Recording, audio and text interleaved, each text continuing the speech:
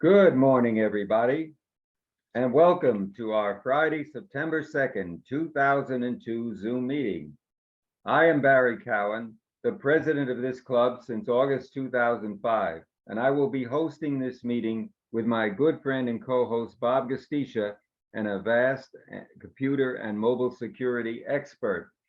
Also assisting me will be Carol Friedman, our highly competent and busy vice president, who's I'm thankful has taken the time off of her busy schedule as president of Cookbee to be with us. Well, it's time really is flying by, hasn't it? And we have a lot of stuff to go through today. We're going to have some presentations from Bob like we did last week. Everybody seemed to enjoy the mini presentation approach. So Bob will probably have some computer and security videos to show you. And then I will have a lot of stuff on the iPhone, including some upcoming events. September 7th, you ought to mark down, and other things that may occur. Right now, it looks sunny outside. I don't know how long that's going to last. With Florida, you never can tell. It can be sunny on one side of the road and be pouring like cats and dogs just up the road, almost like a mirage effect that they say, like when you're driving on a highway or a major highway or like a route like I-95. You can sometimes be fooled thinking that there's a rain up ahead or something. It's just a reflection. They call that a mirage. So I do have something to mention at the end, a special announcement. I will not mention it now. You'll find out why afterwards. Okay. Bob, are you there? Are you ready? I can answer you if I unmute myself. Okay, at any time you may start presenting, Okay. sir. I am putting a list in the chat right now of the videos I'll be sharing today, along with the link to the YouTube channel itself. It'll tell you what it's all about, where you can get to it on your own if you want to see it again, and how long each video runs. And that's up in the chat right now. Let me go ahead and share my screen. Thank you for that, Bob. That's very helpful.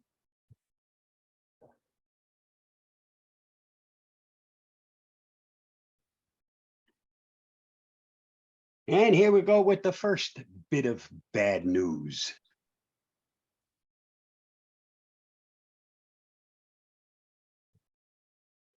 Here is a breaking security news flash. If you find this video helpful, please don't forget to like, share, subscribe, and get involved. LastPass, a very popular password manager, just had a security breach.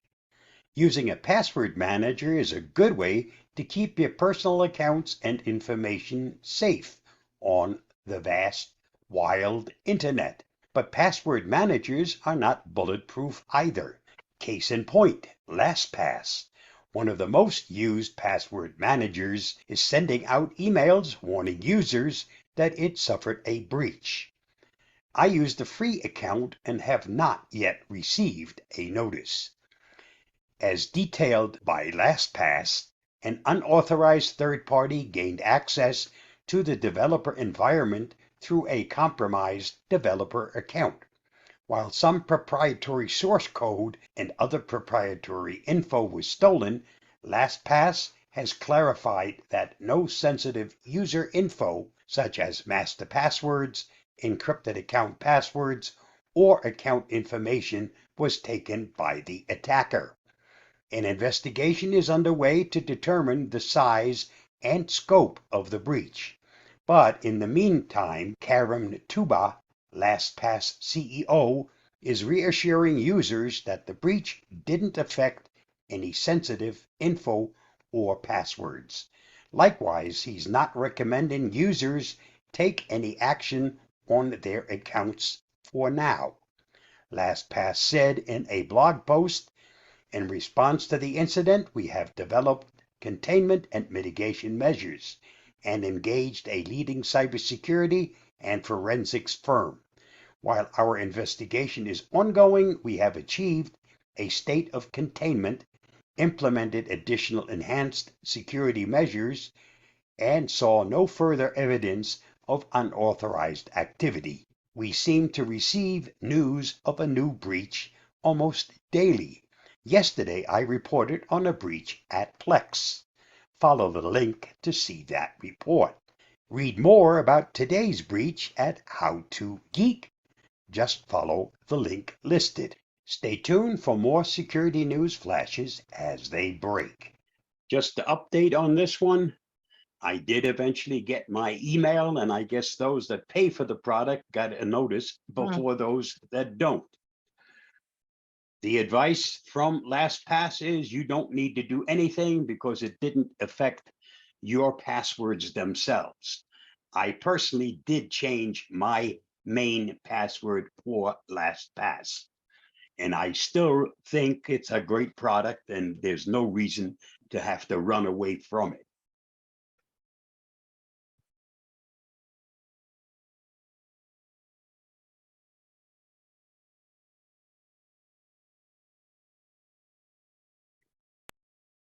Here is a breaking security news flash. If you find this video helpful, please don't forget to like, share, subscribe, and get involved. There's been a report of a possible Plex data breach.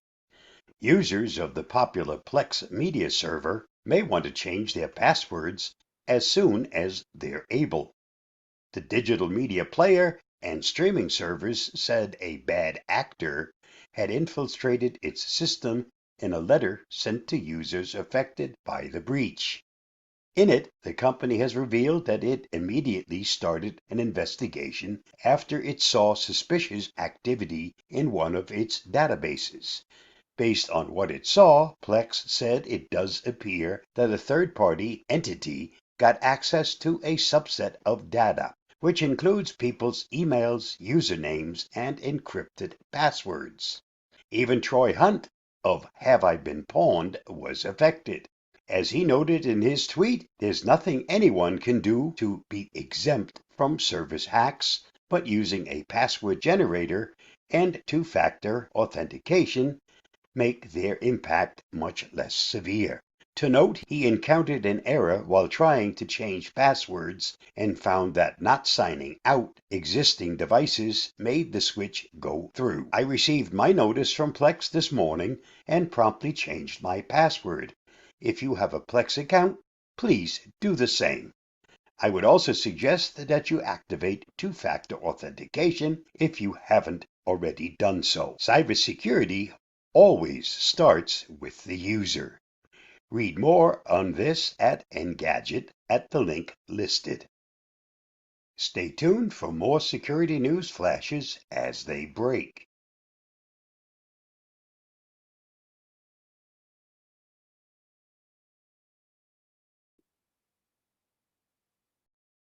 What is vishing and how do I protect myself against it? Vishing is a technique used by hackers to dupe unsuspecting victims through a voice call or voicemail. To conduct the attack, the scammers call you and misrepresent themselves. They try to fool you into sharing your credit card number, government IDs, and other sensitive information. Vishing versus phishing. What's the difference? Indeed, vishing may be considered a type of phishing. Phishing attacks center solely on the use of voice to scam others. Phishing itself is actually a catch-all term for a range of attacks that aim at stealing sensitive information. Phishing scams can use a variety of things, including voice, text messages, fake emails, websites, and more. There are also some other phishing scams out there that you should know about. Spear phishing, when a scammer targets a specific individual or organization. Smishing is a term used when scammers use text messages to target you. Whaling is scam whereby attackers target celebrities, politicians, or other well-known individuals to blackmail them. Regardless of the type of attack in question, phishing and vishing scams all have the same goal in mind. That's to steal your information. My thanks go to Grace Mache for her excellent article on this topic. Please read her entire article at the link listed. Stay safe, stay secure, and I'll see you again soon. Bye-bye.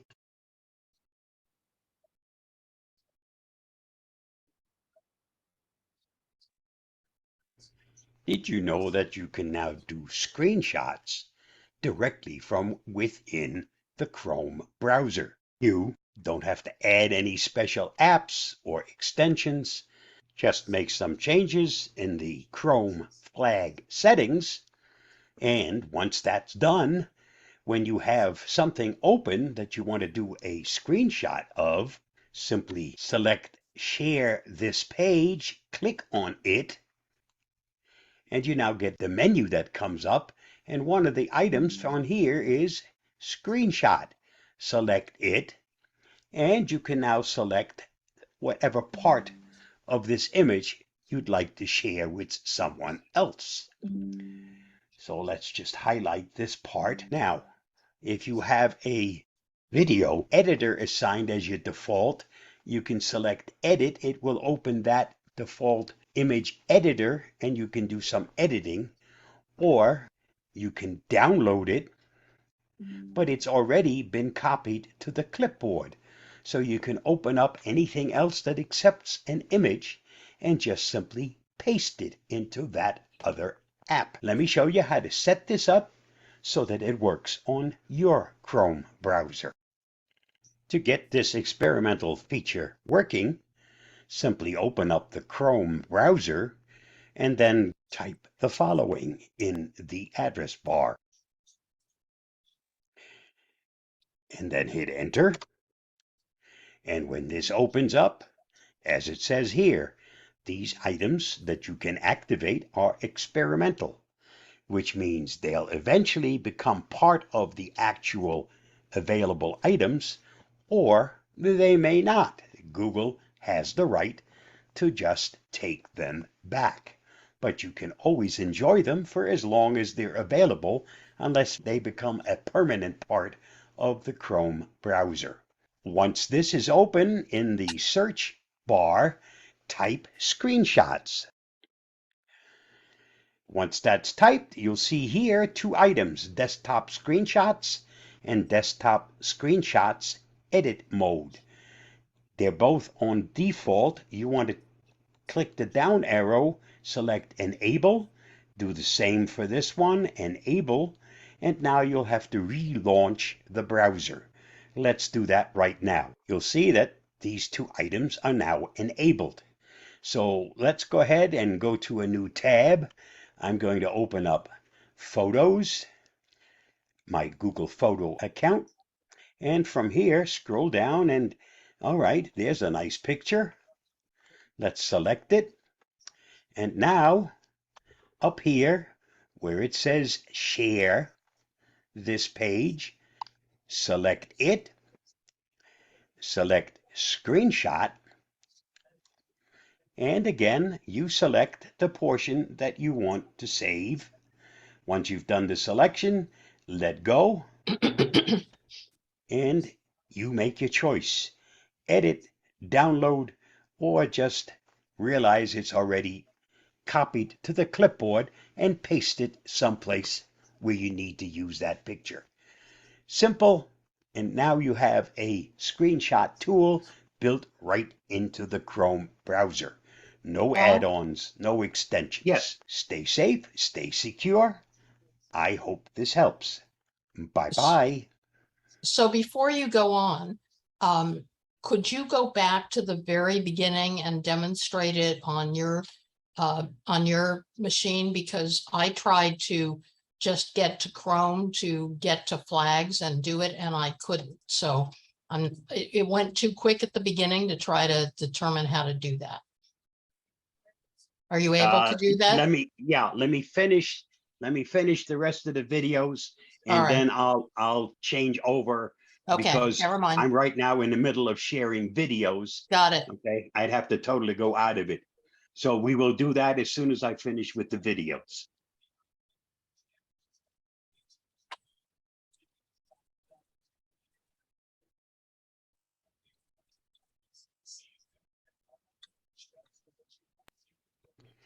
So I've set up this new app called Iriun webcam. Very nice because it allows me to use phones for webcams. Right now you're looking at camera number 2. Camera number 1, that's mounted and it's stationary, although I could take it off its holder. But camera number 2, since this works wirelessly, as long as I got internet access, I could take this thing for a walk. I'm going to go through the house and then we're going to go outside. Hold on, I'll be right back. Okay, so now I've made it to the outside. Unfortunately, I still had to come back inside and do this recording because I didn't have the audio turned on or the microphone turned on for that camera. I'm still using the mic. That's my default at the computer. So this is being recorded on top of the actual video that I took with that camera hooked up through Wi-Fi. And as you can see, it works like a charm. It gives me the freedom to explore, not tied to sitting and having the camera film me while I'm stationary. Great little app. And if you have some extra phones laying around, this is a great way to use them. They take such high quality video. I'm back inside. I've turned the second camera off, just showing camera number 1. Iriun, Iriun webcam. And as you can see, this works for Windows, Mac, Linux. Also available from your Google Play Store and from your Apple Store. The current version is 2.7.6. I'll put a link to the download website for that app, which goes both on your computer and on your smartphone. And then you have a wireless webcam. Enjoy it. Stay safe, stay secure, and I'll see you again soon. Bye-bye.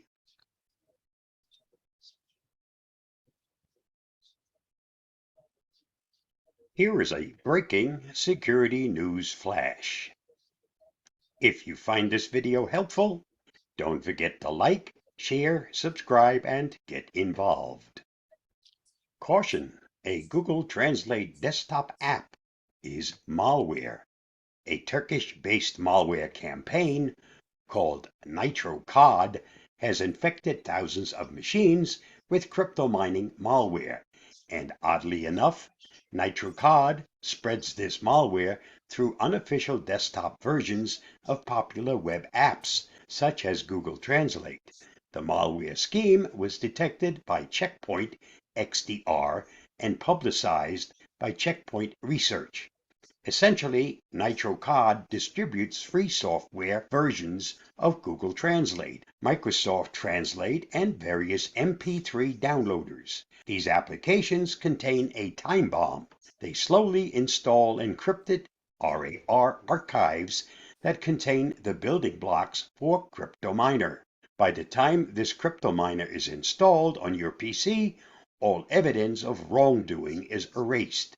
Plus, the malware file location is whitelisted by Windows Defender. This process can take months, But in the end, hackers will utilize your system's resources to mine cryptocurrency. NitroCard software is available on platforms like Softpedia and UpDown. And if you search for Google Translate desktop app, NitroCard occupies the first few results. Wow. Checkpoint Research believes that NitroCard began spreading malware way back in 2019. Always avoid third-party versions of popular web services. And if you see an app that's described as 100% clean or any other suspicious nonsense, run away. Those affected by NitroCard should uninstall any associated software and block known crypto mining pools from your network. Read more at Review Geek. Just follow the link listed. Stay tuned for more security news flashes as they break. Now, this one here, I did quite a bit of research because I went and found the actual app. I downloaded it and then I used Avast to check to see whether or not this was being caught. And it was not. So since I have some inside information or some inside contact, I was able to contact Avast directly, worked with them, and within 5 minutes after I found it was not detected, it now is detected.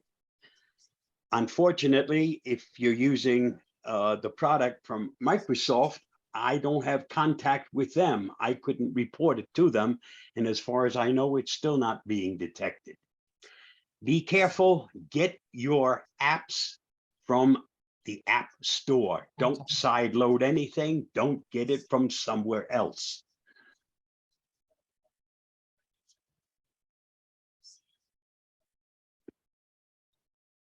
Okay, so We wanted to go over that first part again. it actually, Bob, you don't need to. I'll go back and watch the video. Okay, and then you can do it step by step because you can Right. stop it wherever. Okay.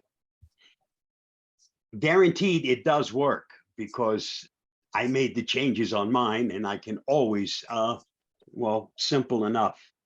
Let me share the screen again, only this time, let me share the screen itself.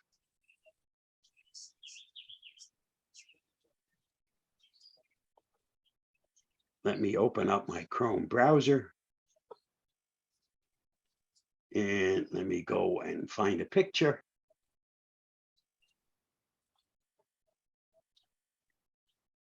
No, I don't want videos. There's a nice, whoop, that's a video, don't want it. Oh, we were just talking about the US Open. There's a nice picture. Now, if I go up here where it says share, this symbol, which is for sharing, it says share this page. When I click on it, one of the options on here is screenshot. Select it. And now I can just, oh, I already did. It copied the entire thing. I wasn't fast enough to get here and localize. So it's shared the whole thing. It's put it into the Clipboard. the clipboard, sorry.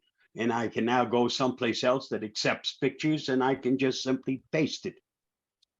Will it copy a screen that's not a picture? Will it copy any screen that's Yeah, displayed? any screen.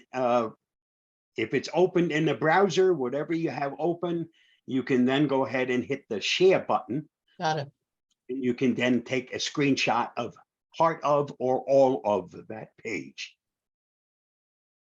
Those are some really great hints. You know, the mobile webcam is a fabulous one. Yeah. So, Yep. And it's totally free. There is no, oh, go ahead and try it and then buy it. This is a totally free product. And it works on all the different platforms. That's the nice part. It isn't just for Windows or just for Apple or it works on all the different platforms. And I all guess you need is an old phone. Excuse me, Bob, I guess you're saying that's like repurposing an old device. You know, Right. like one that has no SIM card, you still have wireless in it, and that can Correct. function with that as a second camera. Yep. Yep. Webcam. And you can pick out whether you want to use the front facing or the better camera, which is the one that shows the back. Just change the camera around so that the good part of the camera faces you. Because the only thing you're doing is you're using the camera, right? You have the front facing and you have the back facing. And the back one is the good one. Marcia? You're muted. Okay, I unmuted. Two questions.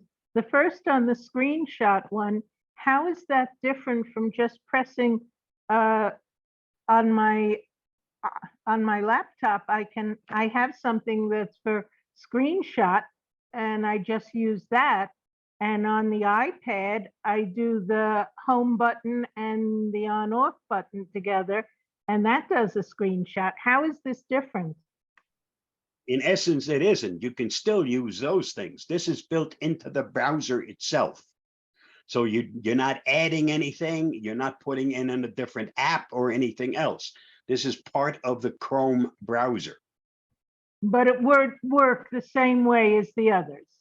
That's correct. You can always start one of those and use it for a screenshot. Okay. No, And I hardly ever used, it was a new feature that was introduced, so I did a video on it. I personally am so used to using my favorite tool for doing screenshots, it's still an automatic habit.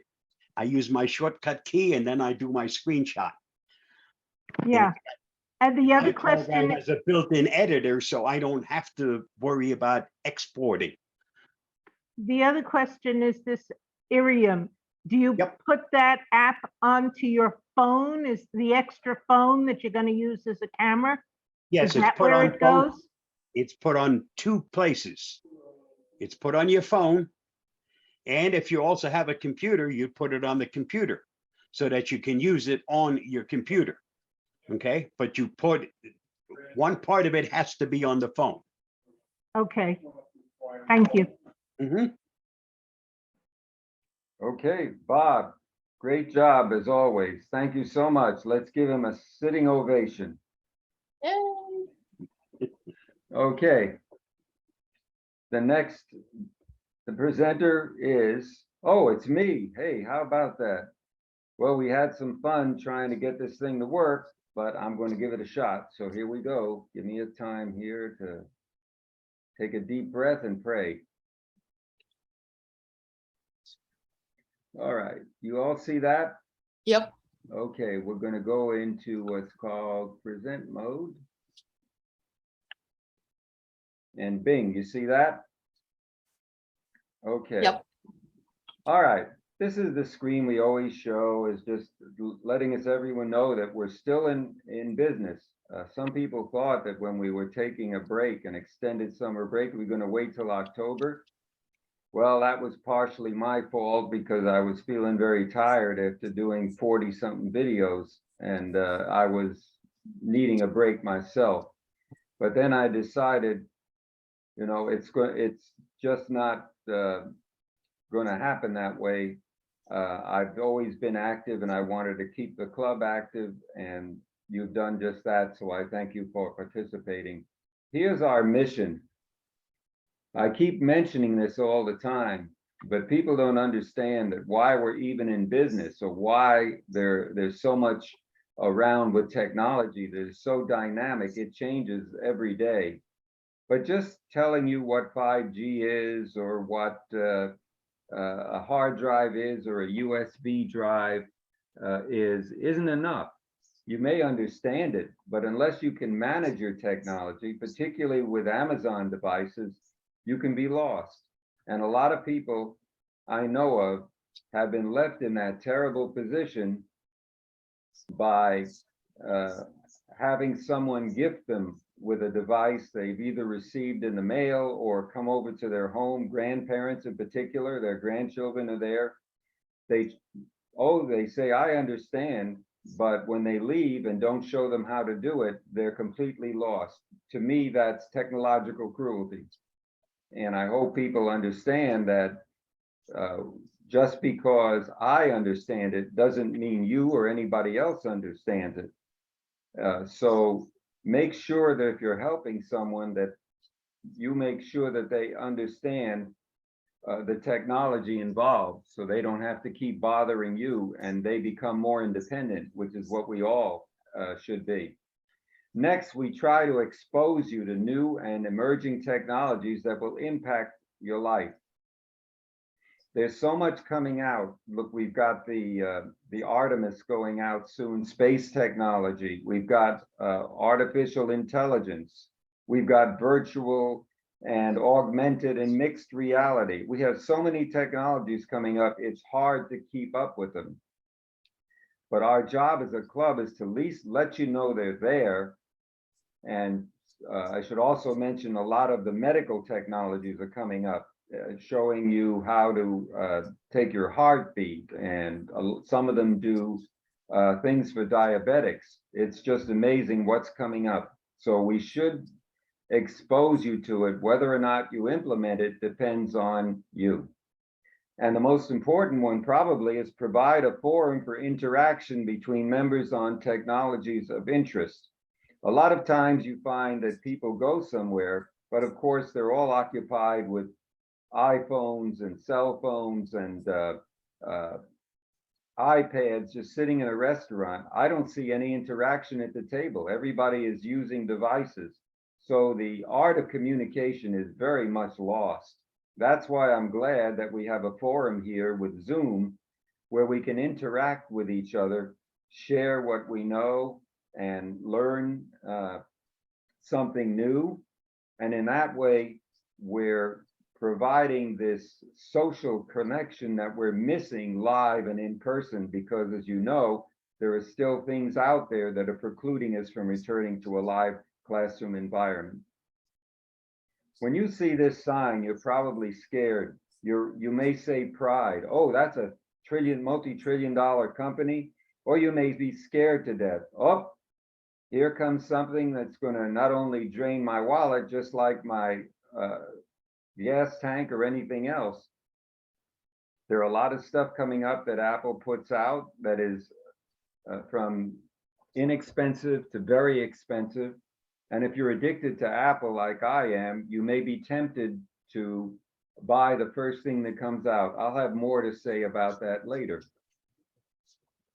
Here is what you should mark down. Apple's Far Out event is scheduled for Wednesday, September 7th at 10 a.m. Pacific time, 1 o'clock Eastern time.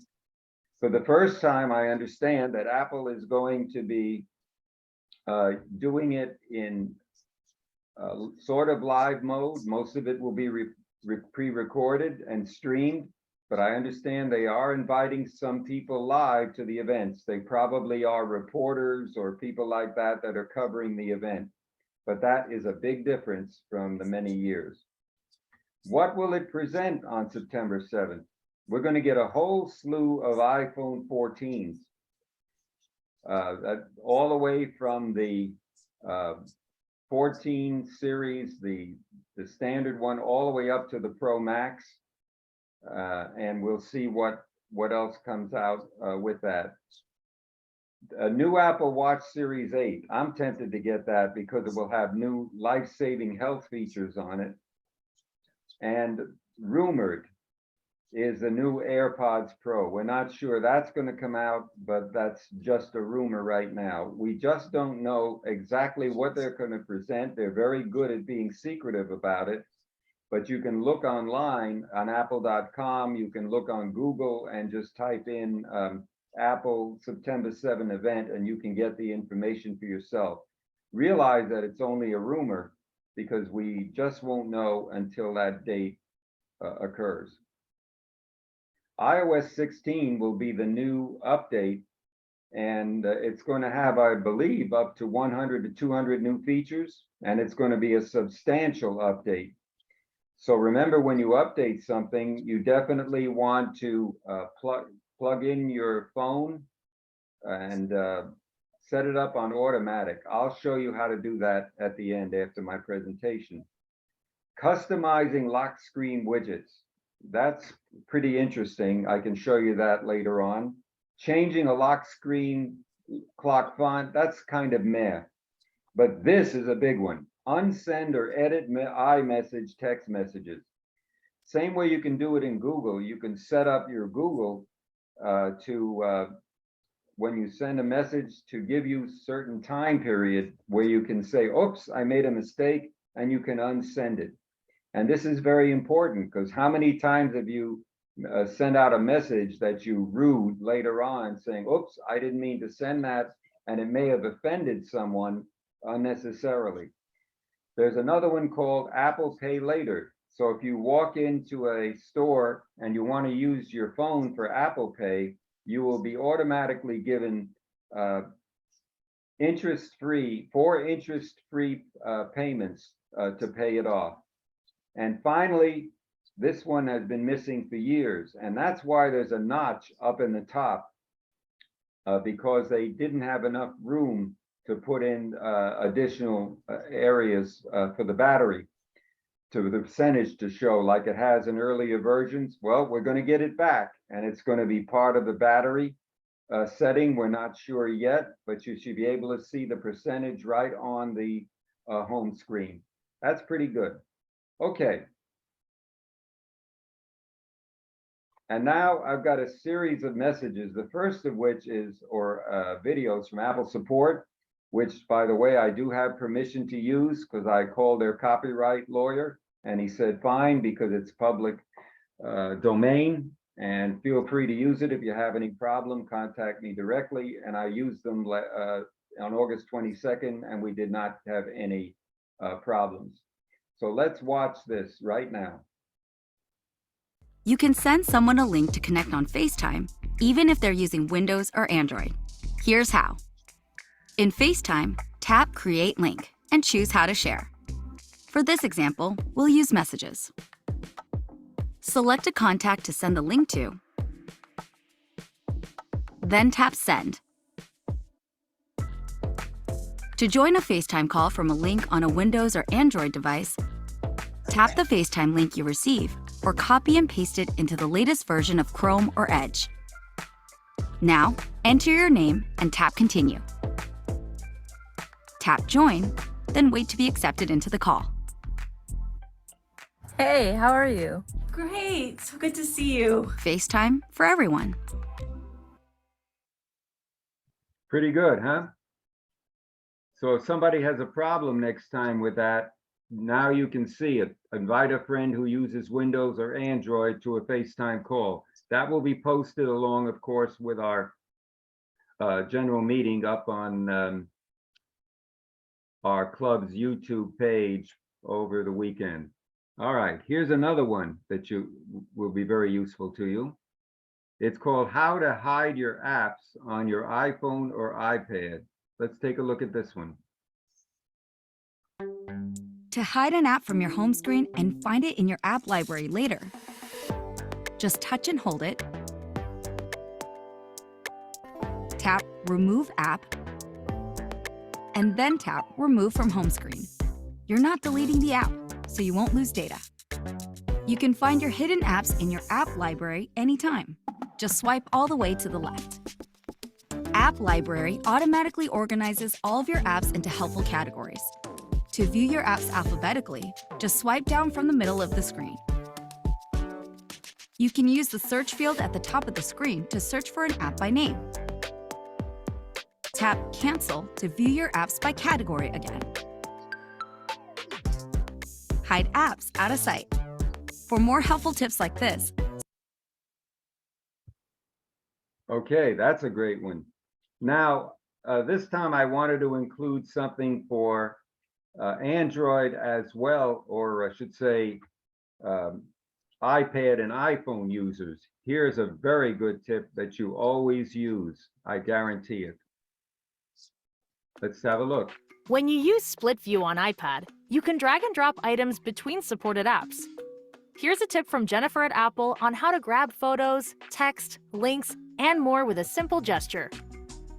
To open Split View in iPadOS 15, tap the multitasking button at the top of the screen while you're in an app. and then tap the split view icon. Next, select another app and it will open on the other side. Now, just place your finger on an item in one app, drag it across to the other app, and let go. It's that easy. This works with all sorts of content. To switch to a different app in split view, swipe down on the multitasking button at the top of the screen in the app you want to replace, and then tap another app. If you double tap a word and drag your finger across a line of text, and then touch and hold to select the highlighted words, you can drag them into another app instead of copying and pasting them using the item menu. You can also drag and drop a location from Maps. So when you tap the location, it will open directly in Maps. Now you can explore all the ways to use drag and drop to share content between apps thanks to this helpful tip from Jennifer. For more iPad tips, subscribe to the Apple Support YouTube channel or click another video to keep watching. All right. The next one is how to select multiple images to add to another app on your phone. Let's have a look. Next time you want to grab more than one image to add to another supported app like Photos or Mail, try this helpful tip. Touch and hold a photo until you feel a tap, and then immediately drag it away while continuing to hold it. With a different finger, while still holding the first photo, tap another one to add it to the stack. You can select as many photos as you like. Once you've selected the photos, switch to the app you want to share to while still holding the stack. Drag the stack of photos where you want to add them, and lift your finger to drop them into the app. Pro tip, this same gesture works with other items, like grabbing multiple apps, emails, and more. Try it yourself. Grab, switch, drop. For more helpful items. Whoop, here comes another one. This guy and Quentin today. You ain't seen nothing yet. Here's a nice way to stack your widgets, which are little information areas on your iPhone screen. Let's have a look. Organize your iPhone home screen by stacking your widgets so they're all in one place. Just touch and hold an app or empty space on your home screen until the apps jiggle, and then drag one widget on top of another of the same size. You can add up to 10 widgets when creating a stack. Tap Done in the upper right corner when you're finished, and Smart Stacks will automatically show you the most relevant information throughout the day. You can also swipe through them if you want to switch to a different widget. Stack, swipe, sweet. For more helpful iPhone tips, And finally, this is one that I use all the time, and you'll see why. You will find it very useful for yourselves.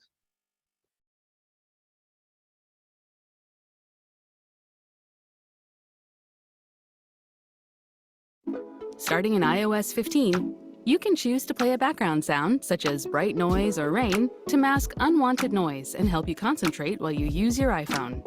Here's how. In Settings, scroll down and tap Accessibility. Then, scroll down and tap Audio Visual. Tap Background Sounds, and then turn background sounds on. The default sound, rain, starts playing immediately. You can change it by tapping the sound menu and choosing a new option. Let's try ocean. Tap back to return to the background sound settings. To adjust the volume, drag the slider. Let's turn it down a little. There, perfect. Background sounds also play while you're watching videos, listening to music, or playing other media.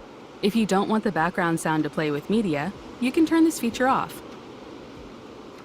Tap Play Sample to hear what it sounds like with music playing.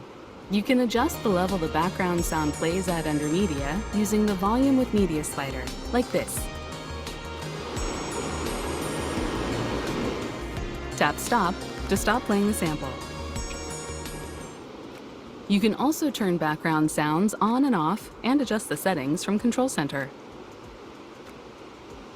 Just tap the hearing button. Now you can change the volume or switch the sound by tapping background sounds and tapping a new sound. Let's change back to rain. Tap the screen outside the menu to return to hearing control. You can also turn background sounds on and off by tapping the blue background sounds button at the bottom of the screen. Now, you can use your iPhone while the sound plays in the background. Learn more ways to make the most of your iPhone by subscribing to the Apple Support YouTube channel, or select another video to keep watching. Okay, folks, did you learn a lot from that? If so, give me a sitting ovation. Thank you. There's so much things on there, you know, be careful with the last one, because if you use that rain and everything else, you may find out you have to go to the bathroom more often than usual. I use that when I go to sleep a lot. Okay, Marcia, go ahead. Unmute yourself. Marcia? Okay, a quick note on that update to iOS 16. Yes. I was just on the phone with my phone provider, which is Consumer Cellular, and about something, and they said that since I have an iPhone Apple 6S only, that with the that next update, my phone will become fairly useless because it's just too old to take all of that new update stuff. So be aware of that. If you have an old phone, you may not want to use that latest update that's coming. Okay, I understand that. What happens with the updates is it does take a lot of processing speed and things that some of the older devices can't handle. And I believe that some of the phones will not even be able to get the software update on them. And you'll find that out by going to, I'll show you in a moment. But usually the iPhone 13 all the way down to, let's see, 12 would be good, 11, 10, all the way down to 8, I believe. Anything below that will not support the new iPhone 16 update. Now, when will it come out? I'm not sure. Usually, if the event is announced on the 7th, the iPhones will probably not be released for a week or so, and in between that time, iOS 16 will be released. So when it does, the only way you'll be able to tell is when you go to Settings, General Software Updates, and if it says there's a new update available, then that's when you'd have to do it. And then even after you update everything, you've got to give it time to settle in. Might as well bring this point up. What's the difference between updating and upgrading? A lot of people ask that question. Well, where security is concerned and you put in an Apple update, a lot of times it patches something that's been shown to be a vulnerability. That's why we recommend that they be put in as soon as possible. Just like a piece of software, you update it to the latest version to get certain features and to have security issues resolved. With upgrading, that's going to something completely different. You may be going to a new phone from an older phone. My question is, why? Why do you need to upgrade to a new phone? I've got my iPhone 13 Pro Max now for a year or so. I am not upgrading to the 14 series at all. The only thing I would consider upgrading to is that Apple Watch 8. And I wouldn't do it immediately because a lot of people like an auto manufacturer, you might get the first lemon out of the factory. Let it let it be out for a while, and then see if anyone has something, they find another vulnerability or something. And when it's safe, after it's out for a while, then you can go down and try it. You can go down to an Apple store now. I think they're still open, and try it out.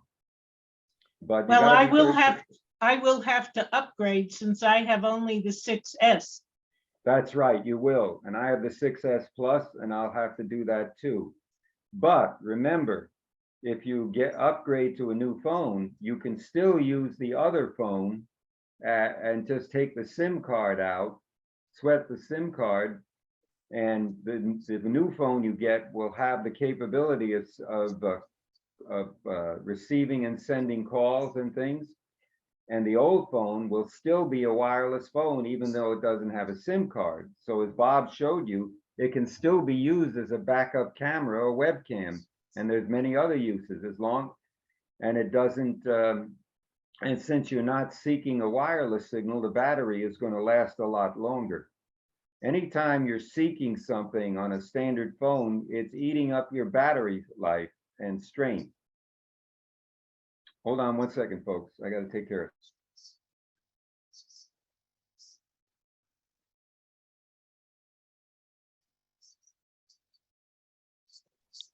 So just to say a little more about the update versus upgrade Yes. question. Mhm. The reason that you want to update is not only for security, but so that you can continue to have access to other apps and things. The problem that's going to cause you to upgrade, aside from the fact that you want to get features that a new phone has, is that you can no longer get the access to the apps that you may have been running previously or new ones that you want to run because they're requiring the higher level of the software itself. So that basically renders your phone no longer usable for the things you were using it for. And that's when you want to start using it, like Bob was talking about, as a secondary device. But if you've got apps that are meaningful to you or ones you're going to add, you're going to have to stay aware of whether they will run on the app, on the system you have. And at some point they no longer will. And then you're going to need a new phone. I think that's true of Android too, is it not? It's true of every piece of equipment. It doesn't matter what it is. Yeah, that's a very good point. And updates, as far as Apple's concerned, when they can be very battery intensive. So what you want to do is make sure when you're ready to update that you set it up to go 50%. It should be the 50% or higher in order to download the update, and keep it plugged in until the update is completed. That applies usually to the iPad, to the iPhone, to the Apple Watch, to the Apple TV. All of that thing will give you instructions and make sure that you keep it plugged in while the update is being accomplished. I'll show you something in a few minutes. In fact, maybe I can do it now. Stand by. I'm going to try something here. While you're doing that, Marcia, did you have another question? Okay.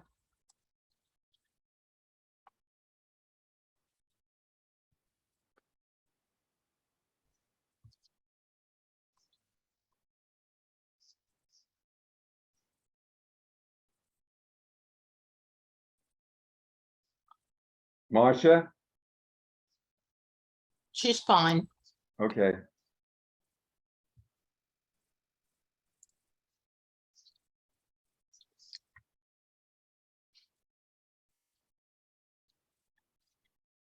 Okay, do you all see the phone now? Yep. That's all? Yep. Okay, good. So what I'm talking about is right here. If you go to settings and you scroll down here to general, you click that or tap that, and here's software update. You tap on that and you see I have automatic updates on. If you don't, you hit the back button, and then Let me try that again. Yeah, I have it set up for automatic updates. If I turn it off, then you're gonna have to wait and do it manually. I like it done automatically. Sometimes it could be done overnight or whatever, especially when the update is large. It says automatically install software updates overnight after they have been downloaded. You will receive a notification before updates are installed. Your iPhone must be charging and connected to Wi-Fi to complete the update.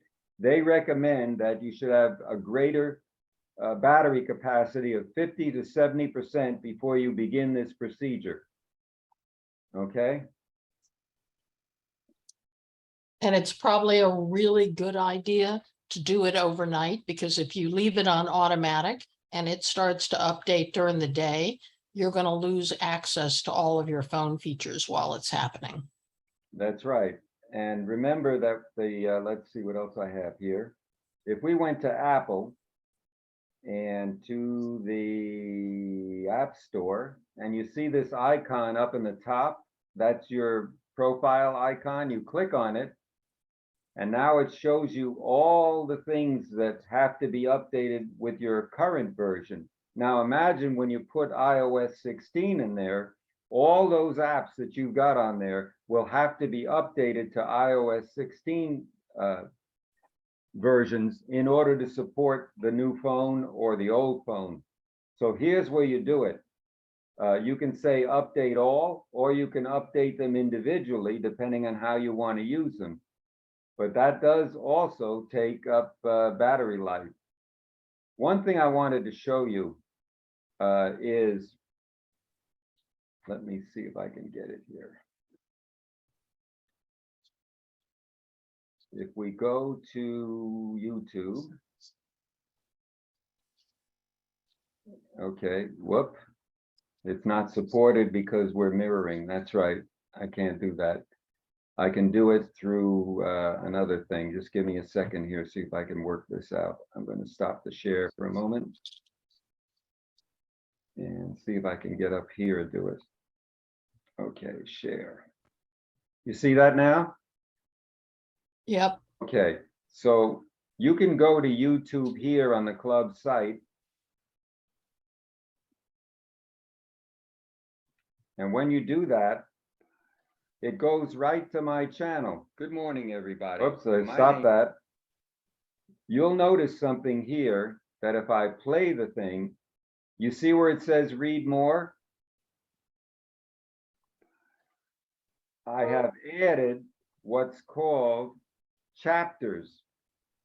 This is what people add so that when you're going through a video, if you don't want to be interested in certain portions, all you click is on the time chapter here, and it takes you directly to that time in the video. So you can skip everything, or you can just go through it step by step. That's great, Barry. All the videos. I think that's helpful. Don't you think so, Carol? Definitely. Okay. So I'll be stepping through those and doing them. Now, also, when you go to a video, let me get back there. Back to my library and to my videos. When you click on a video now, let's wait for it to come up. Okay.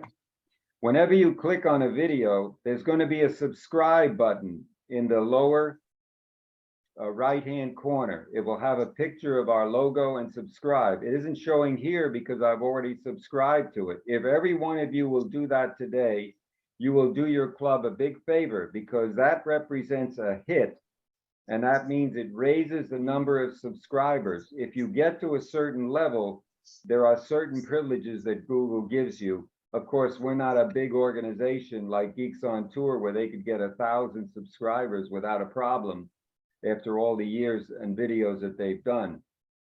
But that's how you do it. Now in the mobile version, you'll see a YouTube button, which does the same thing. I can't show it because obviously we're mirroring and it wouldn't let me do it, but that's how it's done.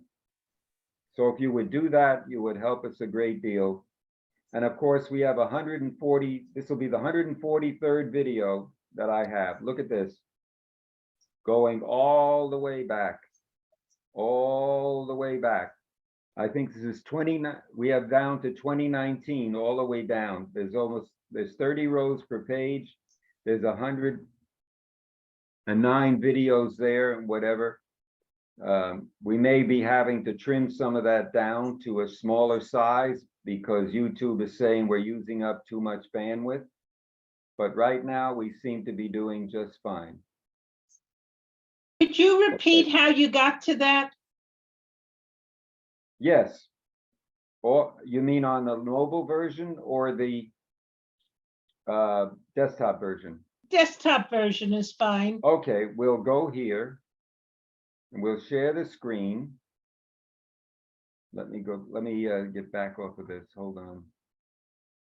I have to get back into that section. Give me a second here.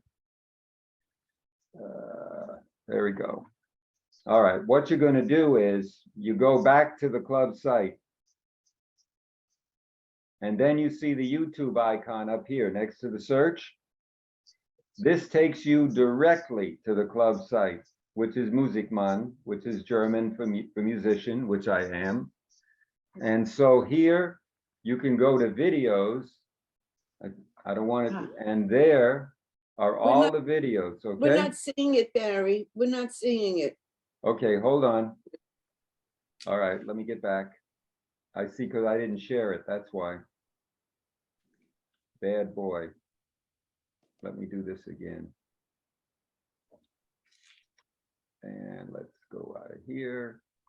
Go to share the screen and back to here. Now we should be okay. All right. We're going to Yes. go here to YouTube. It takes you right to the channel. And some of them start playing, which I don't want it to do immediately. Good morning, everyone.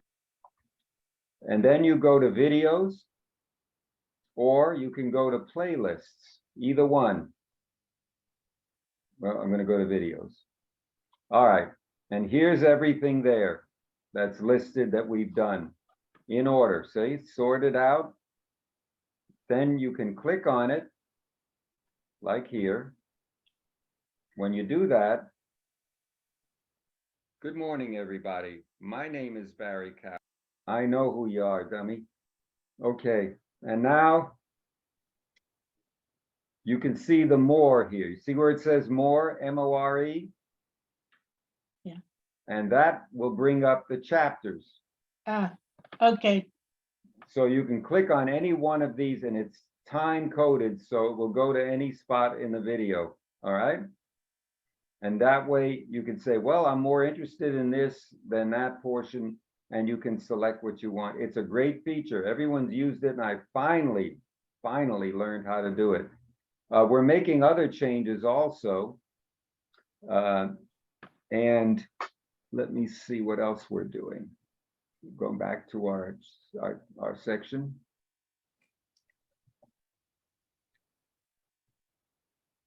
I should let you know that coming up, Judy Talor on the 23rd of September is going to present accessibility, help, can't hear, can't see, and can't touch. You know how good she is. She did several of our videos, which you can see also on the club site. And then Bob Gastisha, who's always great. I'm sorry he had to leave today, but he had a prior engagement. It will present a encore of his cybersecurity in the digital age. We're looking to go back to the 2 Fridays per month, unless there's a month with 3 Fridays in it to stay on schedule. So keep tuned there and you'll see everything that's posted, and I'll try to update this in case you missed it section, which we haven't done, I admit, in quite some time. I want to remind you to please contact those who have not attended our meetings to let them know that the club is fully active and welcomes their return. And you're supporting your club every time by subscribing to our YouTube channel, and I just showed you how to do it. Okay, some sad news. I'm pointing to this individual. Do you see his name, Julius Kesselman? I am very sorry to announce that Jules Kesselman passed away on August 17th. He's someone that meant a great deal to me. He joined the club almost when I did in the mid-90s. He was a real spark plug in the beginning. He's been very active in Century Village East in a variety of ways. He was a military veteran who also went on those plane trips to Washington, D.C. with Blair Thomas and several others. We will miss him a great deal. I received a call from his son a couple of days ago, advising me that he had passed. And I said, well, how can we recognize him? And he said to me, well, check on Google. If you go to google.com and type in the name Julius Kesselman, there are 2 places that are called legacy sites where you can leave a comment in the book or whatever, or even there may be a donation thing there. I'm not sure. Helene, I sent them to you. Did you see anything there about donating? Yeah, they have a few different things. You can leave a message, you could make a donation. Yeah, they give you options. Yes. There's so many wonderful pictures of him throughout his life. It's very interesting to see how he progressed through his life through pictures. He was a photographer for the paper and everything else. He was an excellent photographer, and up to the end, he was very active with the club. I noticed in the last couple of meetings he wasn't attending, and his girlfriend Faye also was very ill. She doesn't even know that he passed because I believe that she had Alzheimer's. And when you get to that state, you don't even know what's going on, even though people may be in the next room, you may not even recognize anything. It's a terrible, terrible disease. I've already given a sizable donation to them and hopefully that's something, if you want to donate to, it's well worthwhile. Things like the Alzheimer's Association. We even have something on the club site with, I remember putting down right here in our fantastic finds. We've shown you the Alzheimer's store. If you want to buy something for someone that has Alzheimer's and you want the latest information from the experts, new products, how they're being affected by COVID-19 and Alzheimer's. Imagine having both of those. It's just a nightmare. So I did want to mention Jules. I hope that everybody remembers him, because if you're Jewish, if you remember someone, they never die. And I believe that's true in all religions. So keep him in your prayers. This Rosh Hashanah coming up and on Yom Kippur, and pray for him and his family. Okay, we're about ready to end this meeting. So if you have Barry? something to say, yes, go ahead. Barry, when is our next meeting? October the 23rd. No, September. I mean, September the 23rd. I'm Right. sorry. So Yeah. that means we won't see you until then. And in the meantime, I want to wish you a happy birthday, September 12th. Oh, well, thank you so much. That's very kind of you. I'm just past 39. No. Well, no, you're at the point now. You could vote now. Thanks Now very you much. could vote. And I can drink too, right? There you go. Yeah, I'll actually be 79. And I credit all of you for keeping me alive. I mean, you have to, it's not enough to just wake up in the morning and say, hey, that's a good day. You have to have some reason to live. And a lot of the reasons I've been going through a variety of stages of depression and whatever else is because Alzheimer's happens to be directly in my family. Bev has it, and it's a terrible, terrible thing to be a caregiver, whether you're trained or not. It's about the worst thing I can imagine somebody having. So I want to thank all of you for your support. Helene, thank you for that. I appreciate it. I love all of you. So please say goodbye to everyone. In a moment, we're going to be posting this over probably tomorrow or tonight. Look for it on the YouTube channel. Remember to subscribe, and it's been great seeing all of you. Thank you for attending, and God bless. Bye-bye, everyone. Be well. Thank you, Barry. Okay, thank you all. Thank you, everybody. Stay safe and well. I don't think we have Rosh Hashanah and Yom Kippur coming up yet, but they're going to be here No. soon. No, It'll be they're after- after the 23rd. After the meeting. Okay, and After the 23rd. don't forget, we have September 23rd and then October 7th, and I'm working on October 21st as we speak. Okay. God bless. Bye-bye. Bye. Bye.